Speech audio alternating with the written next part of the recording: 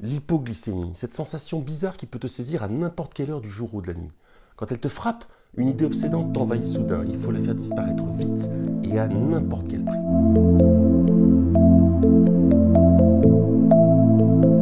Donc l'idée de base quand tu es en hypo, c'est de te resucrer. Oui, alors le terme resucrage, ainsi que donc sa forme verbale resucré, c'est du vocabulaire typique de diabétique. On le trouve dans pas beaucoup de dico et pas au sens où on l'entend ici. Mais tu noteras quand même le côté simple et intuitif du mot, c'est pas du lexique de blouse blanche, hein. Mais bien sûr que si. Donc tu te resucres, donc tu manges ou tu bois quelque chose qui va faire remonter rapidement ta glycémie. Et puis t'évites de brûler le peu de sucre qu'il te reste. Autrement dit, t'arrêtes ce que tu es en train de faire et tu t'assois dès que tu peux. Et oui, ça c'est un des trucs chiantissimes du diabète. Ça y est, recommence, vu que sa vulgarité. C'est même le deuxième truc vraiment pénible de l'hypo. Pour ceux qui n'ont pas encore vu le premier épisode, le premier, ce sont les mots qui manquent pour expliquer ce que ça fait. Et bah là, t'es en train de bosser ou de t'amuser, t'es à fond dans ton truc, et il faut que tu t'arrêtes.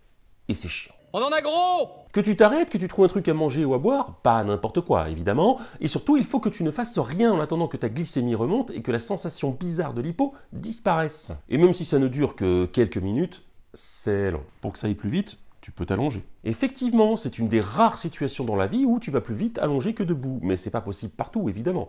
Et quoi qu'il en soit, c'est long. Bien sûr, tous les médecins du monde te diront qu'il faut prendre ce temps d'arrêt à chaque hypo, un peu comme un protocole de traitement, tu vois. Mais en fait, c'est tellement pénalisant que la plupart du temps, tu la fais pas.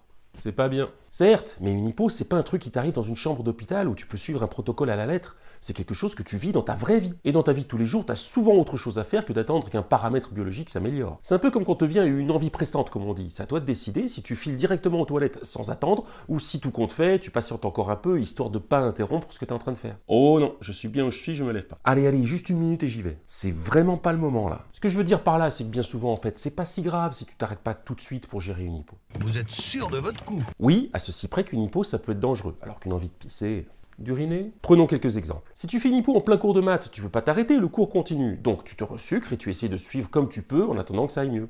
Ça va. Ok. Si tu fais une hypo quand tu pousses ton caddie au supermarché, tu peux t'asseoir par terre pour manger un truc, mais ça risque surtout de te mettre mal à l'aise. Ça se fait pas, tu vois. Et ce genre de détails, ça compte. Les diabétiques n'ont pas plus envie que n'importe qui d'autre d'attirer l'attention par un comportement bizarre. Donc la plupart du temps, t'attrapes un paquet au rayon friandises ou une bouteille au rayon soda et tu l'attaques en continuant tes courses.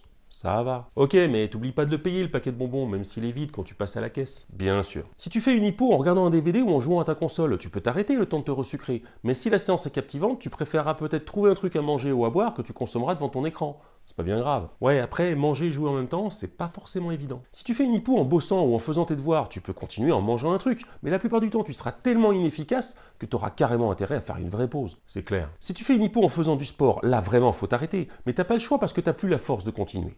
Donc, faut faire attention à pas te retrouver en hypo dans une situation où tu peux pas t'arrêter. Exemple, pour les amateurs d'escalade, faut pas faire une hypo au milieu d'une voie, sinon la descente risque d'être compliquée et plus rapide que prévu. Donc tu vois, ça dépend de la situation. C'est à toi de juger, de jauger et de décider si tu t'arrêtes ou pas à cause de l'hypo qui débarque. Par contre, il y a quand même quelques situations où tu devrais pas négocier la pause. Si t'en fais une en bricolant, genre avec une perceuse, arrête avant de te faire mal et ne touche plus à rien avant d'avoir retrouvé tes moyens. Et si t'en fais une au volant de ta voiture, là vraiment, il faut t'arrêter. C'est comme si t'étais bourré en fait. Ta vision baisse, tes réflexes, ta concentration diminue et ton alarme interne te pousse à chercher du sucre et donc plus à surveiller la route. Et comme quand t'es bourré, tu restes complètement convaincu que ça va aller. On est à 5 minutes de la maison, ça va le faire. On est pressé, pas le temps de s'arrêter. Je vais pas me mettre sur la bande d'arrêt d'urgence pour une hypo quand même. C'est bon, j'ai de quoi me resucrer, pas besoin de m'arrêter. T'es en hypo au volant, tu t'arrêtes même si t'es pressé. Surtout si t'es pressé. Qu'est-ce qu'il en dit, docteur Bidule? Ensuite, le resucrage, ça dépend du moment où survient ton hypo. Par exemple, si tu manques de sucre juste avant de passer à table, d'abord, c'est pas surprenant, le repas précédent est loin, donc t'as brûlé tout le sucre qu'il t'a fourni. Dans ce cas, tu prends un petit truc histoire de tenir 5 minutes, et c'est bon. Par contre, si ça te frappe genre 2 heures avant le prochain repas, là, il faut prendre quelque chose de plus consistant qui te permettra de tenir. Des biscuits par exemple. Et là, sois attentif, toi qui n'es pas diabétique, mais qui a un proche diabétique, ton enfant, ton collègue, ton conjoint, c'est peut-être toi qui devras lui fournir ce dont il ou elle aura besoin. Dans le même genre d'idée, si tu te resucres avant de t'installer devant la télé ou devant YouTube pour regarder des vidéos, genre au hasard, celle de Diapasibet, mieux vaut ne pas trop en prendre, tu vas pas consommer beaucoup d'énergie dans l'heure qui suit. Par contre, si c'est avant d'aller courir, là, vaut mieux charger un peu la mule, parce qu'en plus de soigner l'hypo, il faut aussi anticiper sur tout ce que tu vas brûler en faisant du sport. Et puis évidemment, tu commences pas à courir sans être sûr que ta glycémie soit bien remontée, sinon tu vas pas courir longtemps. Moins évidente à gérer l'hypo qui te frappe juste après le repas. Alors là... La gagne, il n'y a que 3 possibilités. Première possibilité, t'as pas assez mangé, ou pas assez mangé de sucre, genre la grosse salade, laitue, radis, tomate, mozzarella. Et c'est tout. C'est sans doute très bon pour la ligne, mais côté sucre, c'est pas terrible. Dans ce cas, il faut manger autre chose pour compenser. Du pain, par exemple. Deuxième possibilité, tu as largement assez mangé, mais ta digestion n'est pas encore suffisamment avancée pour te faire profiter du sucre que tu attends. Dans ce cas, il faut juste patienter. Tu t'assois, tu t'allonges et tu surveilles ta glycémie. En faisant des tests, que tu nous montres toujours pas. Non, toujours pas. Troisième possibilité, tu as fait 2 fois ta piqûre d'insuline avant le repas. Rigolez pas, ça arrive même au meilleur. On en reparlera des injections d'insuline, mais basiquement, t'en fais une avant de passer à table pour compenser le sucre que tu vas assimiler. Et donc des fois, tu te piques, tu discutes, tu fais des trucs, tu oublies que tu t'es piqué et tu te repiques. Du coup, pour compenser, il faut manger plus que d'habitude. Mais si t'as plus faim? Et oui, c'est là que c'est compliqué. Quand le repas t'a rassasié mais ne t'a pas fourni suffisamment de sucre, tu dois manger encore alors que t'en as pas envie. Mais t'as pas le choix, tu peux pas rester en hypo. Alors tu cherches le truc le plus sucré possible pour en prendre le moins possible. Du sucre en morceaux? Il finit toujours par avoir sa revanche. Tout ceci nous amène donc à la question. Tu manges quoi pour faire remonter une glycémie trop basse? Qu'est-ce que vous mangez? La base de la base, c'est le sucre en morceaux. Blanc ou roux, c'est comme tu veux, mais de préférence au format numéro 4. C'est-à-dire le sucre standard que tu trouves partout et auquel il est donc facile de t'habituer. Et alors là, combien de fois j'ai entendu des gens me dire « Mais t'es diabétique, faut pas que tu manges de sucre. » Mais bien sûr que si, bande de bourrins, sinon je fais quoi avec mes hippos? J'attends que ça passe tout seul? C'est là que tu dis des fois que le plus embêtant, c'est pas d'être diabétique, c'est le fait que les autres le soient pas et qu'ils y comprennent rien du coup. Donc du sucre ou un produit bien sucré, bonbons, jus de fruits, soda, confiture, miel, tout ça, ça marche. Attention, par contre, le chocolat, ça marche moins bien. C'est pourtant bien sucré, surtout le chocolat au lait. Mais le problème, c'est que c'est gras, et le gras, ça ralentit l'absorption. Du coup, quand ça urge, c'est pas top, tu vois. Donc le chocolat, c'est bien pour l'hypo qui pointe le bout de son nez, mais qui est pas encore tout à fait là. Genre quand t'es sur la descente, mais encore à 80-85. Il existe aussi des comprimés de glucose dont la quantité de sucre est vraiment très précise. Mais perso, je trouve ça un peu ridicule de soigner une hypo avec des médicaments que tu payes cher en pharmacie, alors que t'as facilement 1 kg de sucre en supermarché pour même pas 1 euro. Ensuite, une fois que t'as un truc à manger ou à boire, la difficulté principale réside dans la quantité à prendre, qui doit être suffisante, évidemment, mais sans être excessive. Pour commencer, ça va être du genre 2 ou 3 bonbons ou morceaux de sucre, un verre de jus de fruits ou de soda, une cuillère à café de miel ou de confiture. Tout ça est évidemment très approximatif, mais c'est pour te donner un ordre d'idée, surtout pour toi qui n'es pas diabétique. Et c'est important d'avoir une idée des proportions, parce que lorsque tu te resucres, la tentation c'est de manger jusqu'à ce que la sensation d'hypoglycémie disparaisse. C'est un peu la technique du seigneur Caradoc lorsqu'il est en hypolipidémie. Mais c'est pas bon. Si on peut éventuellement admettre avec lui que... Le gras, c'est la vie. Eh bien le sucre, c'est la vie seulement quand il est présent en proportion bien équilibrée. Comme le gras en fait. La fourchette 80-130, tu vois. Mais comment tu fais pour pas confondre l'hypo et la sensation de l'hypo? C'est cette dernière qui te pousse à te resucrer et qui te pousse fort pour le coup. Et pourtant, c'est pas elle ta vraie cible. Tu vois, entre le moment où tu avales quelque chose et le moment où la sensation désagréable disparaît, il y a un délai. Le délai de la digestion bien sûr, mais aussi le délai de l'absorption du glucose qui dépend de ce que tu as mangé. Et donc si tu te fies seulement à ton ressenti, tu vas continuer à te resucrer alors que tu en as déjà pris assez, parce que la sensation, elle est toujours là. Et du coup, tu vas passer d'une glycémie trop basse à une glycémie trop haute. Et c'est pas bon. C'est le troisième truc embêtant de l'hypo. Il faut trouver l'équilibre.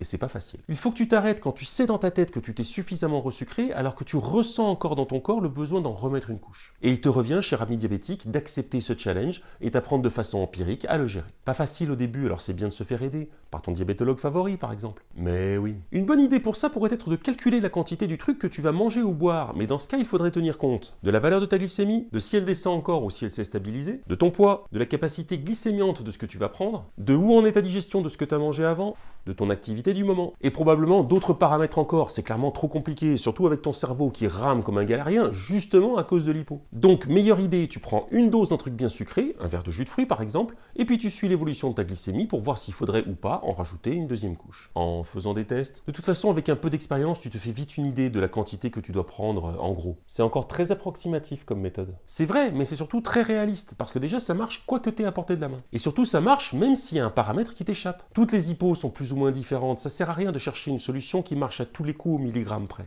Mieux vaut une solution que tu peux facilement adapter à chaque situation. Ok. Et si vraiment tu as à cœur d'être précis sur cette question, le top du top, c'est clairement encore le sucre en morceaux. Parce que la quantité de glucose de chaque carré est connue, quasiment identique et jamais biaisée par d'autres ingrédients. Mais d'un autre côté, le sucre pur, c'est pas ce qui se fait de meilleur à manger. C'est un peu dur, un peu écœurant et ça n'a pas d'autre goût que celui du sucre. Et mine de rien, c'est un détail important. Plus la gestion des hypos est agréable et plus elle est facile. Et c'est bien d'arriver à faciliter quelque chose de difficile.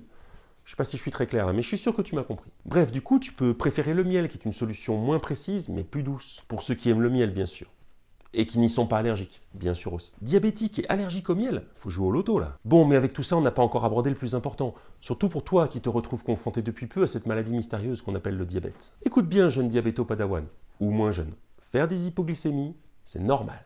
Quoi ? J'insiste, faire des hippos quand on est diabétique, c'est normal, c'est normal, c'est normal. Et je précise pour toi qui a un proche ou un collègue diabétique, se sentir mal, être inefficace, être énervé, être con quand on est en hypo, c'est normal et c'est légitime pour une personne diabétique. Attention à ne pas devenir un fardeau supplémentaire pour celui qui doit déjà gérer ce genre de situation. Ce qui n'est pas normal, c'est de faire des hypos graves où le taux de sucre descend vraiment très bas, ou alors des hypos très nombreuses, genre 8 par jour, tous les jours. Mais une de temps en temps, même tous les jours, c'est normal. Pour ne jamais en avoir, il faudrait surveiller ta glycémie en permanence. Mais ça, c'est pas possible, parce que pour y arriver à 100%, il faudrait ne plus rien faire d'autre. T'as une vie à vivre, tu te souviens? Et bah tu soignes ton diabète pour vivre.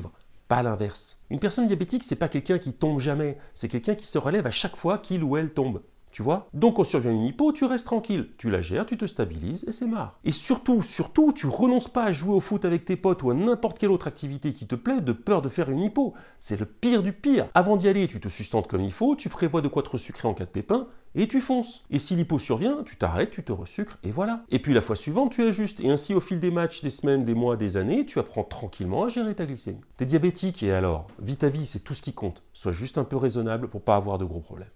Ouais, c'est pas faux. Voilà, c'est tout pour aujourd'hui. L'hypoglycémie, on en parlera encore, car on n'a évidemment pas tout dit.